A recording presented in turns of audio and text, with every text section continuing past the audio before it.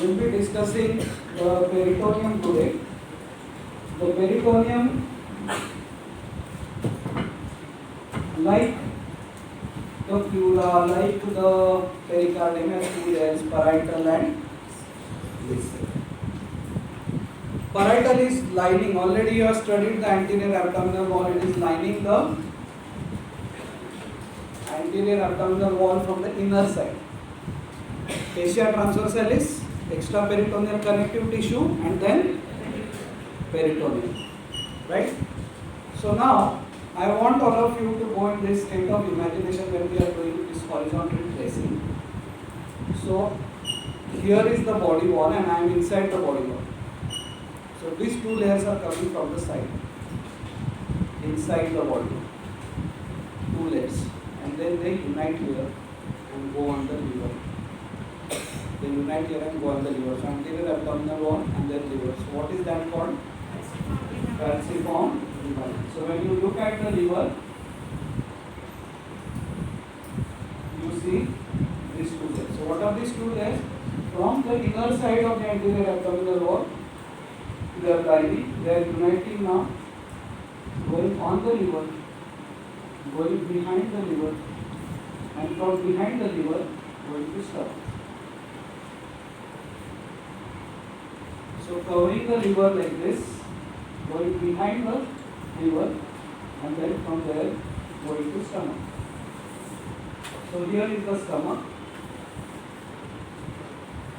So this is falciform ligament, as you said, and going from liver to stomach is lesser omentum. From liver to stomach is lesser omentum. They cover the stomach completely. Cover the stomach completely, and then along the greater wall again goes down as greater omentum. Okay? So this is how the omentum runs. So if somebody standing in front of me in anatomical position, I would say anterior abdominal wall goes on the liver, covers the liver, goes behind the liver, goes to the stomach as lesser omentum. Covers the stomach, then goes down and hangs as greater omentum. I think they must have drawn for you the embryological development also. So the teachers here they teach so nicely, but I am just revising because although our teachers are good, anatomy is bad. So let's list the organs. Like now we have realized that liver is intraperitoneal, stomach is intraperitoneal. Okay. So now let's make a list of organs which are intraperitoneal and organs which are retroperitoneal. You already made this list? Yeah? You have this list with you already? Okay. So I will just tell you the logic. So go for stomach, go alternate. Stomach is intra, duodenum is retro. Okay? Stomach. So duodenum is retro. After duodenum comes jejunum and ileum. After that comes, after ileum comes the cecum, which is retroperitoneal. After cecum comes vermiform appendix.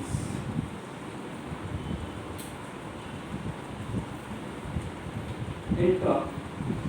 After appendix, ascending column. Then transverse column. Then descending column. Then sigmoid column. So to just go alternate. Apart from all of this, liver in the glands is intraperitoneal, pancreas is retroperitoneal. Okay, so AC is ascending column, DC is DC. Now all of these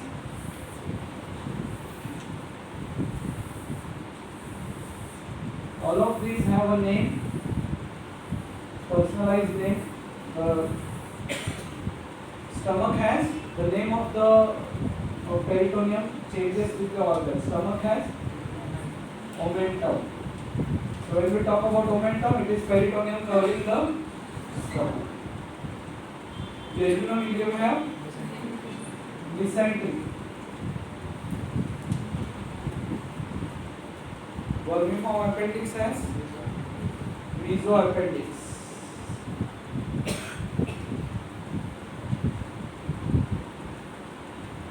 Transverse colon has transverse mesocolon. Transverse mesocolon. Sigmoid colon has sigmoid mesocolon.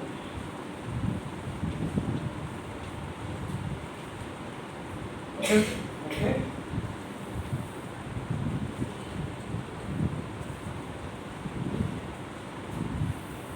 Spleen is again intraperitoneal. Spleen is again intraperitoneal. So retroperitoneal is pancreas amongst the glands. So this side we wrote the name of the peritoneum changes. Okay. Now this side we will write the ligaments. One more thing, kidney and suprarenal. Sorry, kidney and suprarenal. Sorry. Kidney and suprarenal is retroperitoneal.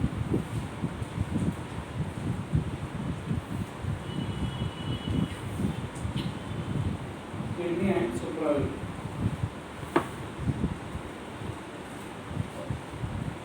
Then there are ligaments associated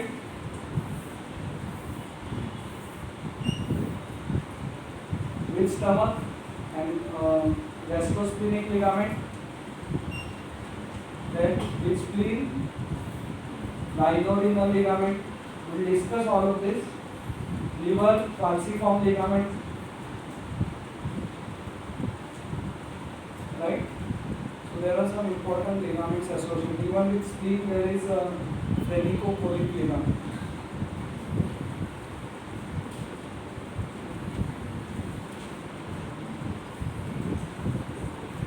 So in case of colon, the transverse colon at this end will have phrenicochoric ligament.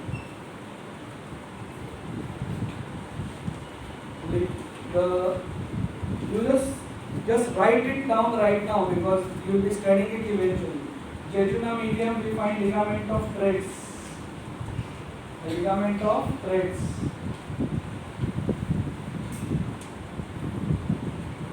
Transverse colon phrenicochoric ligament. Okay. Spleen lienorenal ligament. Stomach gastrosplenic ligament.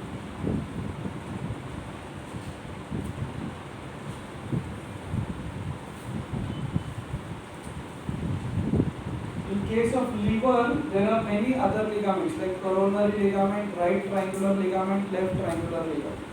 Okay, I'll explain to you what is that.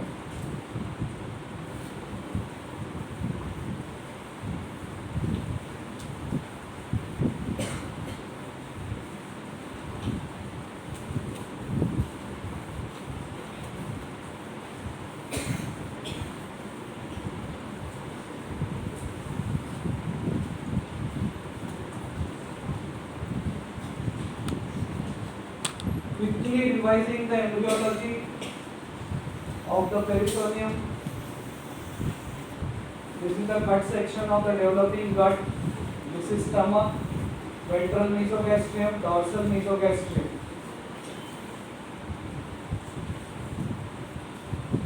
Stomach is connected to the anterior abdominal wall by ventral mesogastrium, to the posterior abdominal wall by.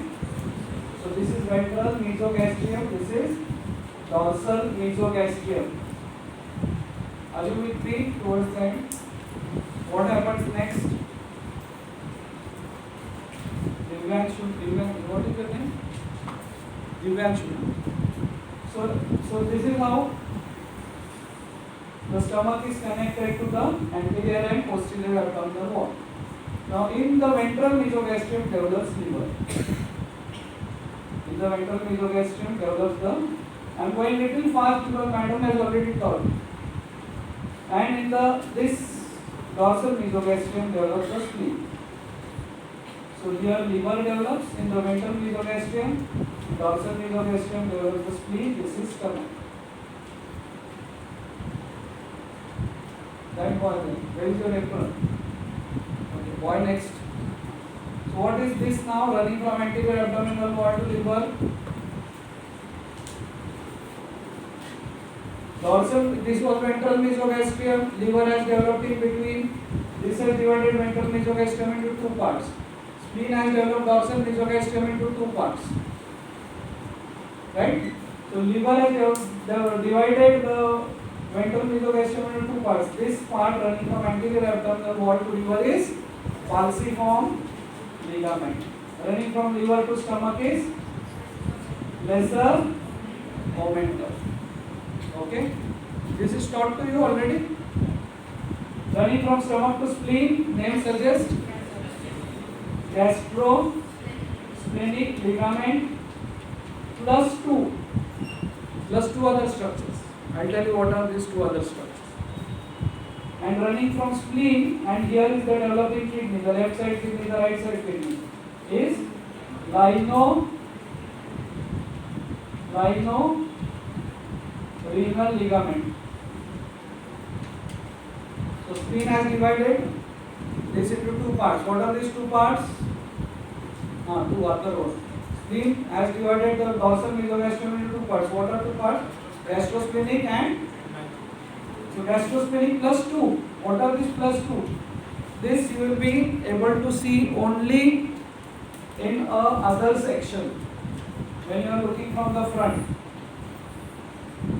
So this is stomach, this is spleen, and you are seeing the gastrosplenic ligament. So this you are seeing in only one plane. This you are seeing in only one plane. Okay. This is stomach. So I am drawing this segment of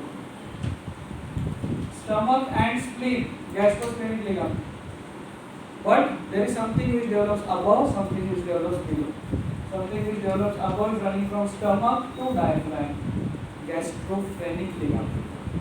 Gastrophrenic ligament. And running from stomach downwards is greater omentum. समझ में आपको dorsal mesogastrium divided by spleen into two parts, gastrosplenic ligament in one plane. जब ये एक horizontal plane, इसके ऊपर गए हम तो क्या दिखेगा सेक्शन में gastrophrenic, नीचे गए तो because this is a structure which is running like this. In between it develops gastrosplenic, above gastrophrenic, below greater omentum. So lesser omentum develops from ventral mesogastrium, greater omentum develops from dorsal mesogastrium. Are you with me?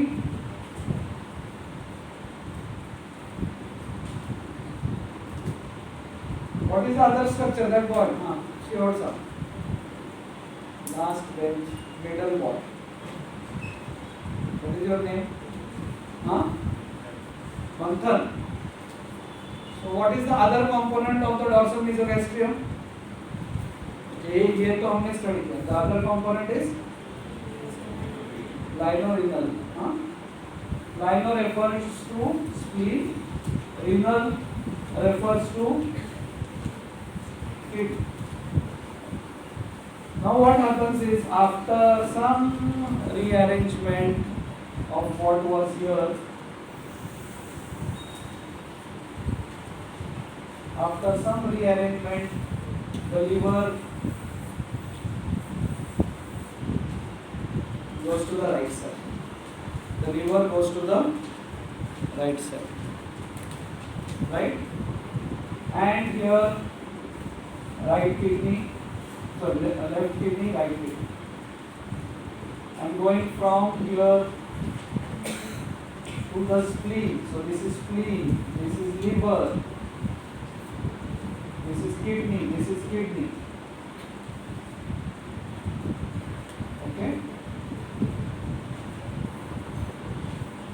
stomach. So we had seen all of them in one line. Now what has happened is liver has gone there.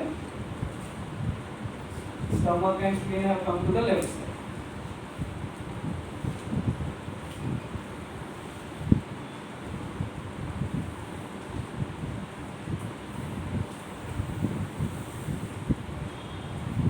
Now the peritoneal cavity has got divided.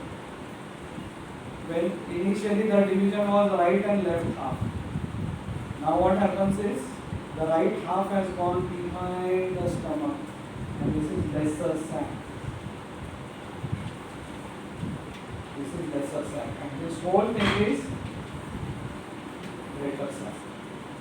So what is lesser sac? The space behind the stomach, lesser omentum, gastrospheric vena. Okay?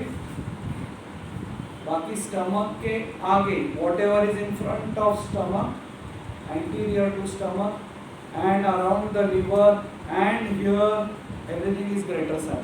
Lesser sac is a small space. So peritoneal cavity is divided into two sacs, greater sac and lesser sac. Lesser sac is behind the stomach, also called as omental bursa. Omentum is a word related to stomach. Why do we need a lesser sac? Because our stomach needs to expand. So it needs space. तो जब हम limit में खाते हैं तो stomach पहले पीछे जाता है और जहाँ पे अनलिमिटेड खाना रहता है वहाँ पे हम ऐसे बिहेव करते हैं कि जैसे सोमालिया से जस्ट लैंड हुआ है, फूड पहली बार देखे और हम खाते फिर then so every time when you eat too much you don't stomach doesn't bulge. You eat in limits. That's why you give you a very short break, 12:45 to 1:50. So that only the you can eat that much that lesser sac. और आपको chance दिया तो फिर आप greater sac को भी occupy करते. That is the time when you actually feel ज़्यादा. Okay. And this here actually is the epiploic foramen. Epiploic foramen. Epiploic foramen is the foramen through which the lesser sac communicates with the greater sac. तो ये ऐसे यहाँ पे connected होता है liver से. So what you have to do is in the body. Today when you are dissecting, suppose this is the liver and the stomach is here like this and running from liver to stomach is lesser omentum. So this is called as the right free margin of lesser omentum.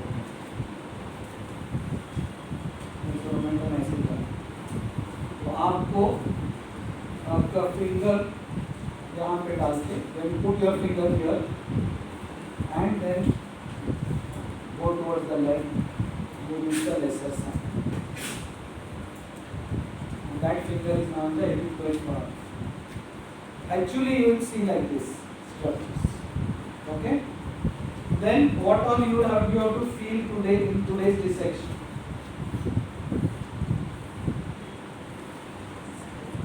Falciform ligament you will immediately, by now you may have seen it also. Now what happens to the peritoneum which covers the liver? We said goes behind, we studied. What happens above? Above it goes and gets reflected like this, again on the anterior abdominal wall. So today you have to put your hands, both hands on the liver like this and put your hands here. The space between the liver and diaphragm, it will get reflected from the diaphragm like this. And these spaces are called as subphrenic spaces. Subphrenic spaces. So how many subphrenic spaces are here? This is called as right anterior, this is called as left anterior.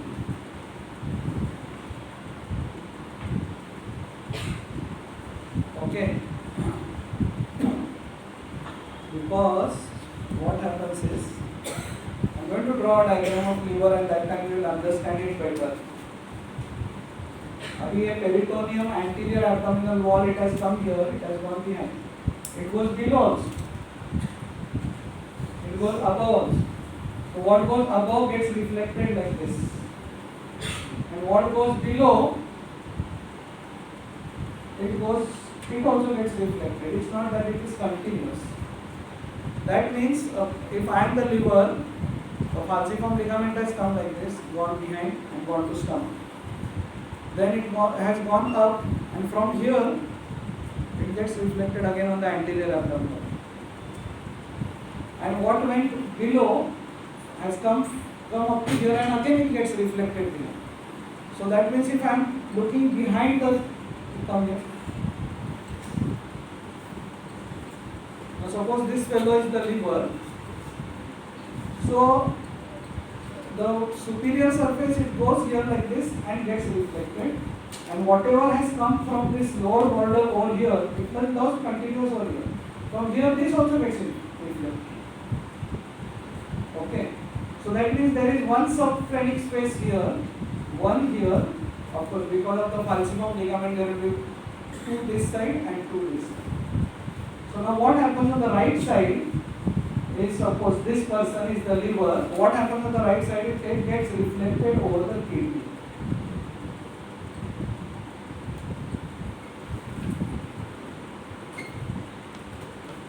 Okay.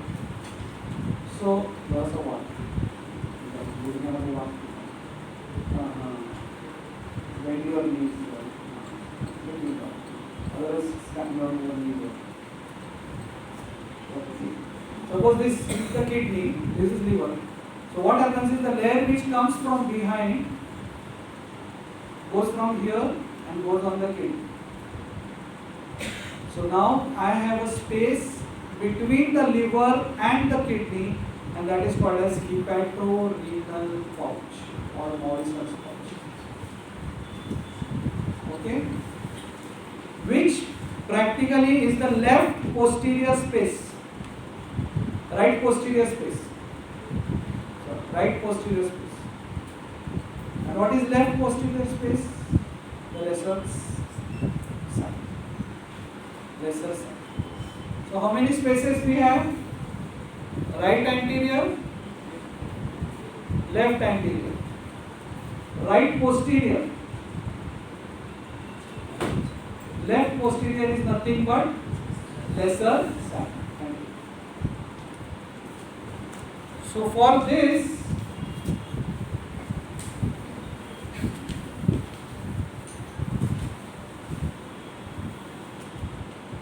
this particular diagram of liver, which the students keep on thinking, what is this? Now that I'll explain. There are two diagrams of liver. One diagram very easy. Falciform ligament, ligament teres. Okay. The other diagram is the posterior view. Is the posterior view.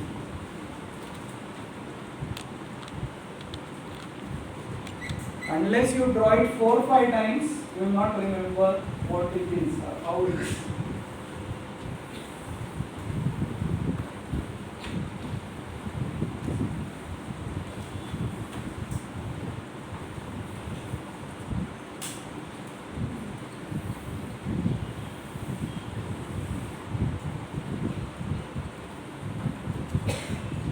Okay, so I have drawn something green.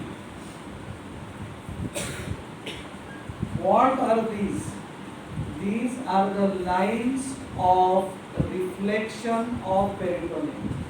What do I mean? That means peritoneum has covered the liver anteriorly, it went superiorly, and from this point it got reflected below the abdomen. At this point, it got ejected below the line. And again went and continued with the anterior abdominal wall. So visceral became parietal line. So what is this space? Right anterior.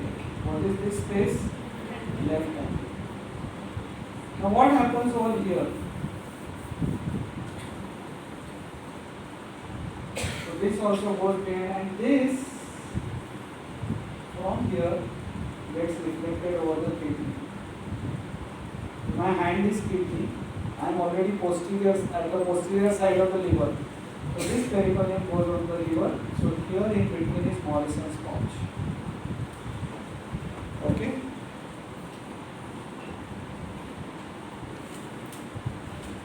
And what is there here? Of course, this will. What is this L shape?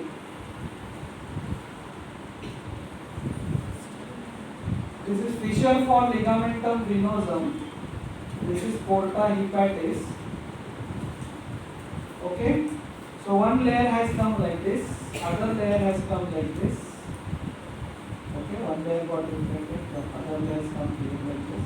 And from here in this L-shaped way, it goes to the stomach. So the two layers of peritoneum come here, cover, go behind, and from here, this is lesser momentum coming to the stomach, covers the stomach, goes to the spleen, gastrosplenic, goes above, gastrosplenic, goes below, greater open. Okay?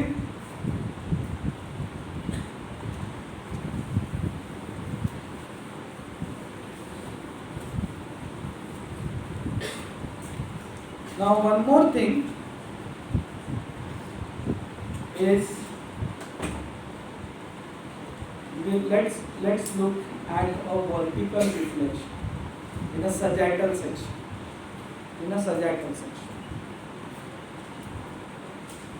Okay? Anterior abdominal wall.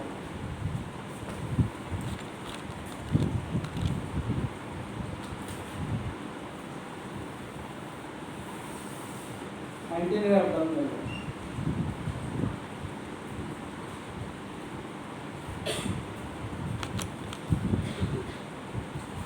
Diaphragm. Posterior abdominal wall. Anterior abdominal wall, diaphragm, posterior abdominal wall. Peritoneum.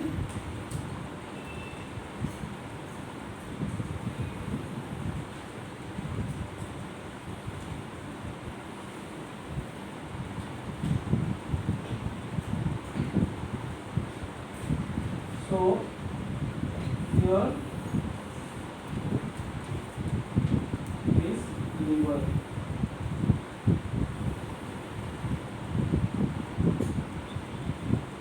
Okay, we are slightly towards the right side. So peritoneum covering the anterior surface of the liver goes like this and reflects below the diaphragm and comes to the anterior abdominal wall again.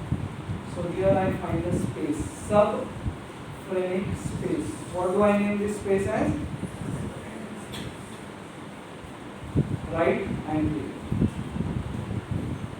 Now here it's very difficult to name it right and left. Maybe chalo, let's see that suppose this is the left side. So left anterior space. Left anterior space. We are slightly towards the left side. Now after covering the peritoneum, the two layers unite and then cover the stomach. Right? Running from liver to stomach, what is this?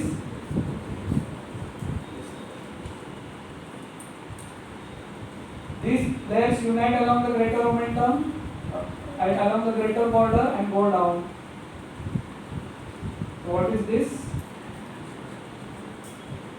Greater omentum. They take a turn.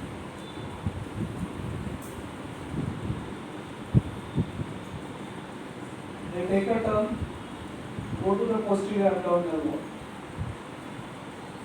This is posterior abdominal wall. Here is pancreas. Attached to the anterior border of pancreas is transverse mesocolon. Okay. Now actually this transverse mesocolon is so long that in your real cadaver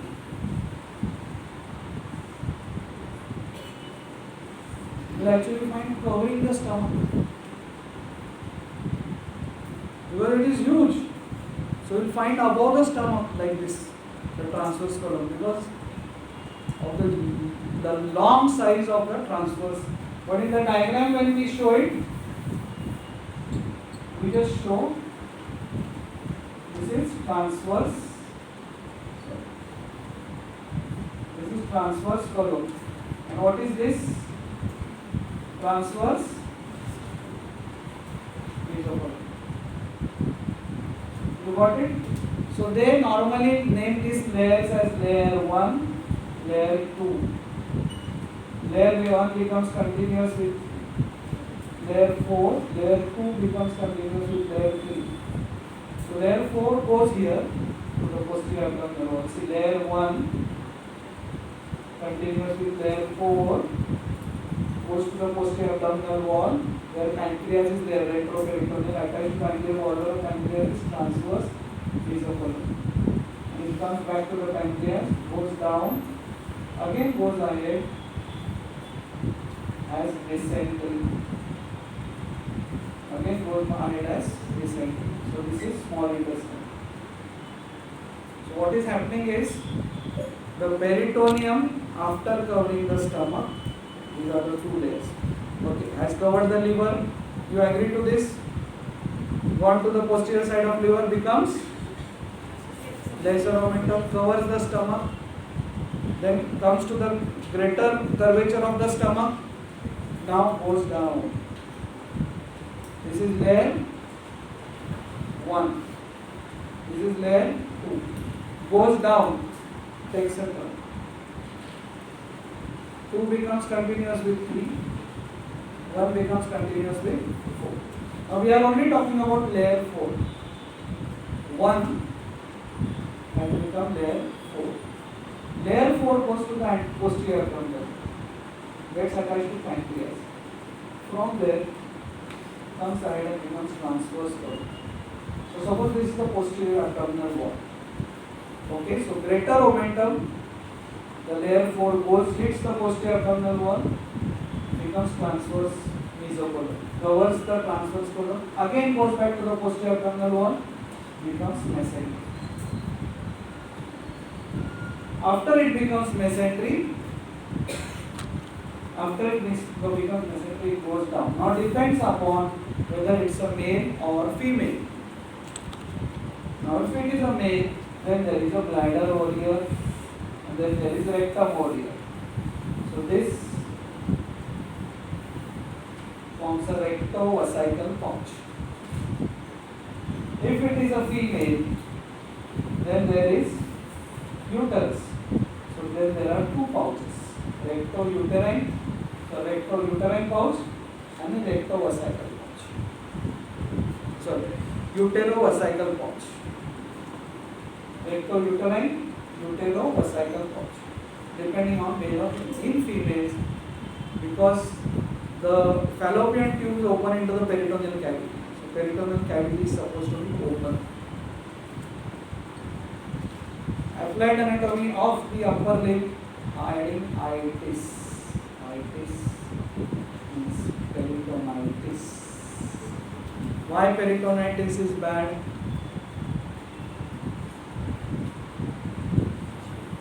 Why the abdominal surgeries, the doctor is so scared of peritonitis?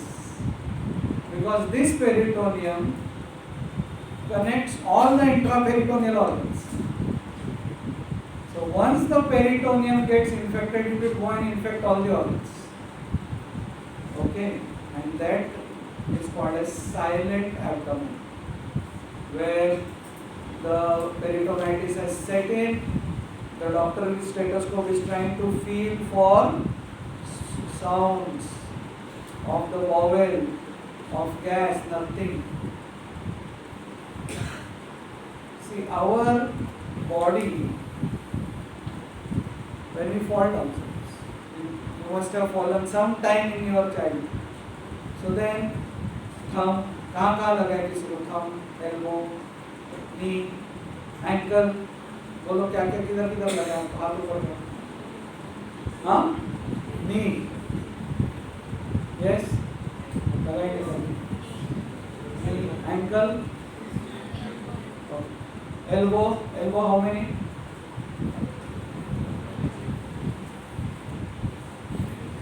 So what happens is 2-3 days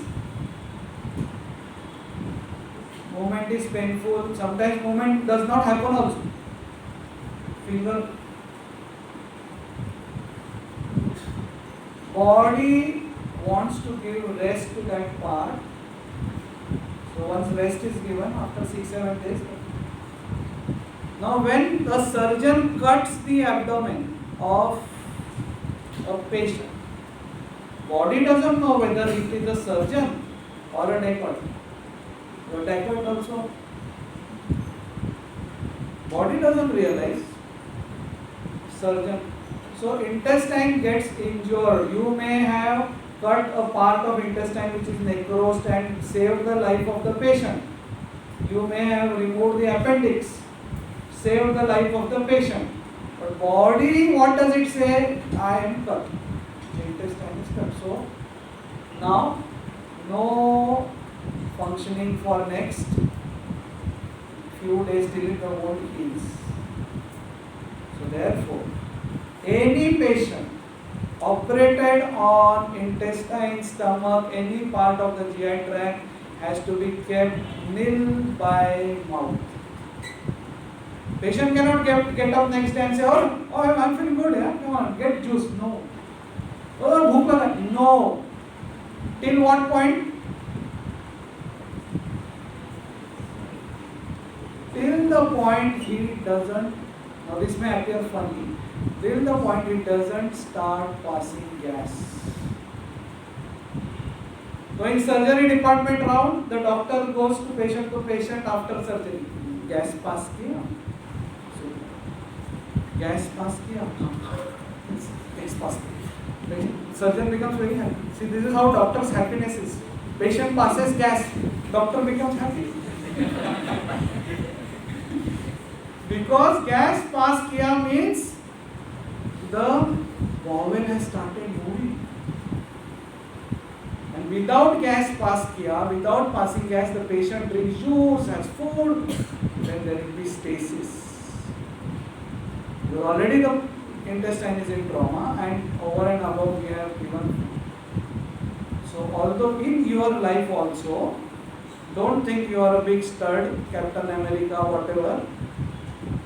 If you are operated and you feel hungry next day, don't eat. Till the point. Yeah. So we stop here. So these are the reflections of the abdomen. Okay.